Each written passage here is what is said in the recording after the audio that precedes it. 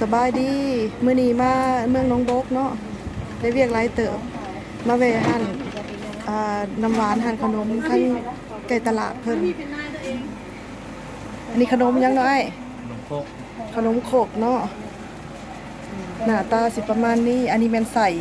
สาลีเนาะภูมิปัญญาของชาวบ้านเพิ่นสลัดหลายตัวนี้เป็นใส่มะพร้าว เพื่อ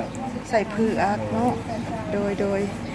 ราคากับโบแพงเนาะเพิ่นขายป้าลูกค้าเพิ่นเลียนคิวอังกี้นี่ค่ะเสียดายถ่ายบ่ทันอันนี้ละแม่นสังขยาเนาะน้ำหวานเพิ่นมีถูกประเภทเด้อขออนุญาตมีทั้งบัวลอยเนาะบัวลอย